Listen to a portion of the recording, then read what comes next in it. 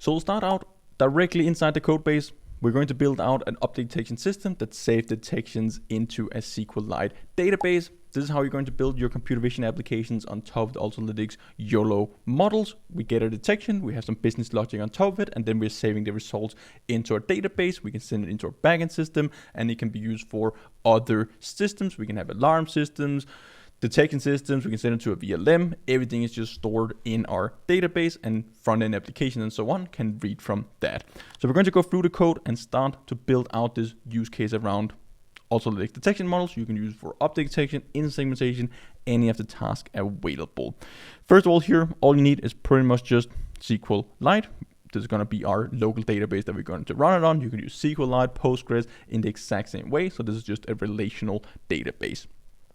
So YOLO from Ultralytics. Here we just have some things that we want to visualize. So this is just utilities, the bounding box thickness, the text scale, the text thickness, text padding, and so on. But here we have our database schema. So this is one of the most important ones. And inside our database, you can think of it just as an Excel sheet where we have all our rows, we have all our columns, and then we can have this specific titles and headers, and then we can have all our values in our database. So every single detection that we get in is just going to be a new row with some specific columns in our database. So we're going to create a table that is called detections. So this is just going to be where we store all our detections. Each detection is going to have an ID, source, frame, time in milliseconds, track ID if you're running object tracking on top of it as well, class ID, so we know what specific class did we detect. We have the class name, the confidence score, the bounding box, so we can always pull that. We have the width and the height of our image. We're going to save in our crop as well. And then, of course, the time that we got this detection, so we can use it downstream in our applications and systems. So what we're going to do, we're just going to create these indexes. We're going to set up all our detections, and with our track IDs, we need to make sure our track IDs is also unique in our database. So this is going to be a column. So we have our source, frame, and each row. So for each detection, that's going to be a row as I mentioned. Then we have our insert command. It's just going to insert our data into our detections. So this is going to be our values with our placeholders. So for now, we're just going to have empty ones. We set up our columns to start with in our table. Now we can create our class where we're going to have the actual logic inside of it. You can use it yourself for your own application and projects. You can grab it down in the description.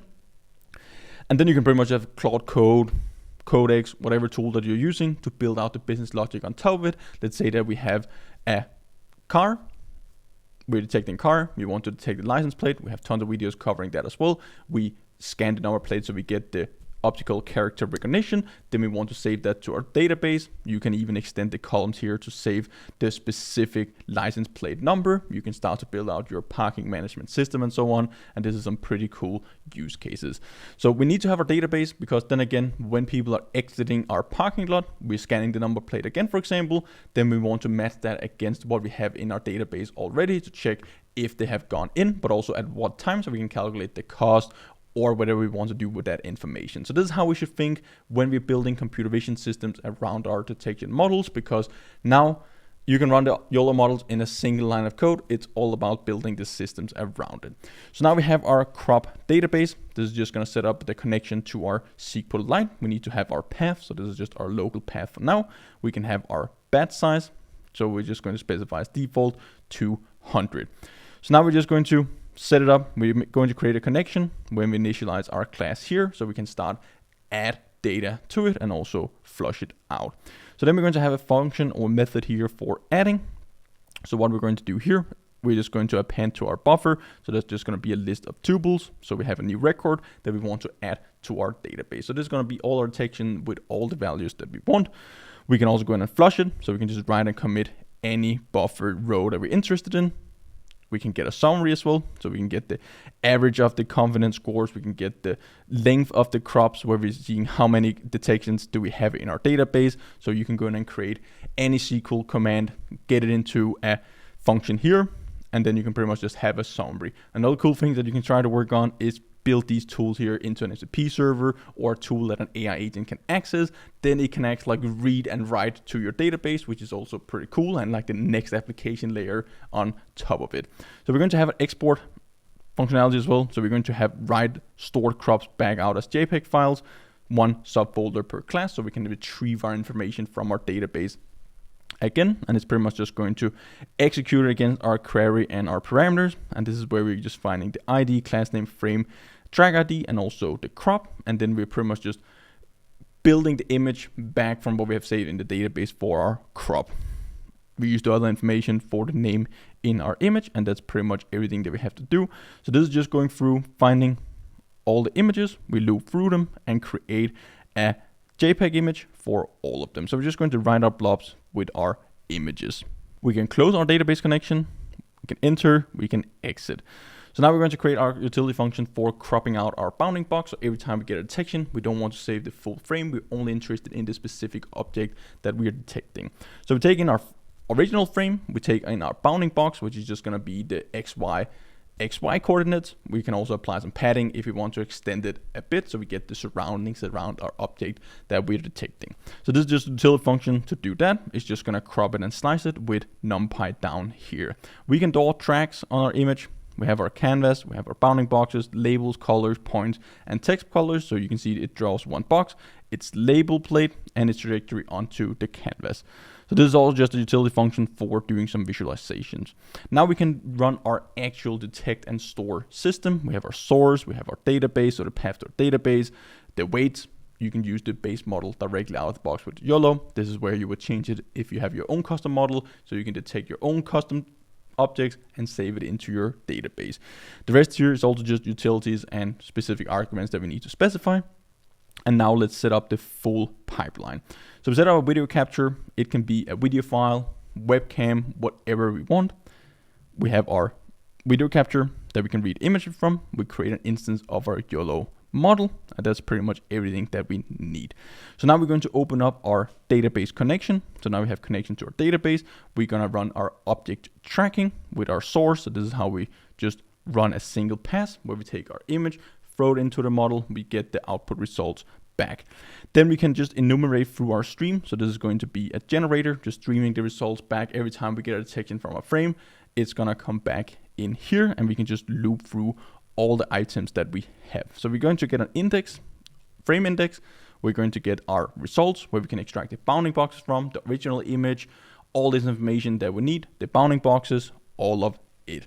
So that's what we're doing here. We grab the bounding boxes, we get the XY coordinate, the confidence, class IDs, track IDs. This is the exact things that we need to get in our columns in our database. So then for each detection, we're just looping through every detection that we're getting here, appending it into our trails with our track ID. So for each track ID, we're going to create a row in our database, and we're just appending all the information that we need here. We can draw the track. We can then crop our bounding box. So this crop is what we're going to save into our database, and that's pretty much everything that we need. So now we're just going to encode it to start with, so we can get an actual encoded JPEG buffer. So then we just need to encode our image so we can save that into our actual database, as we can just like take the image directly and save it, and then we can always like convert it back again. As we saw, we had one of the methods inside our database class. So now we can just call our db.add. So this is the add method that we created ourselves. It's just going to take all the specific values and the columns that we need to create a row in our database. We're gonna just increment a counter stored 1, so we can keep track of how many detections do we have stored in our database. If we set it equal to save, we can also save the image into a video writer, so we can just display all the images, all the detections that we're getting, so we get a video output result 2. If we have show equal true, it's gonna show it while it's just running the tracking with the YOLO26 models, and that's pretty much everything that we need. We can print out a summary as well, so we know that we have the summary functionality in our database. So we create our database connection again. We're just gonna get the database summary methods. We will get all the rows. So here we know that we had the averages of the confidence score for the classes, the class names, how many detections we have, all this basic stuff. So you can create all of the functionality that you want, whatever summary and information that you want to have in your database. This is pretty much everything that we need. Now we can go down and just run it. We're going to create a detect and store. This is just going to be taking the arguments, throwing it into the functions, and running the systems. So this is everything that we need. Now we can just go in and run it. I'm just going to grab this example. We will open up our terminal, make sure that we have pip install Ultralytics and SQLite first. So let's not just run our script here. I'm just going to cd into our detection database. We have everything that we need in here. We can run our Python script with our source traffic.mp4.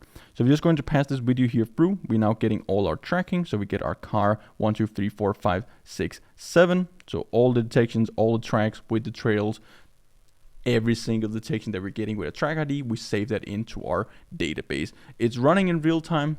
Nothing is slowing it down. This is how we're building an actual system with our backend, our database behind the YOLO models, and then you can extend it even further, build dashboards, build UIs around it, and so on as well. So we're just gonna let it run here and finish it up. And then if you want to take a look at the database, here we just have an example of a demo. So let me open up this one. This is all the images that we're detecting in the videos.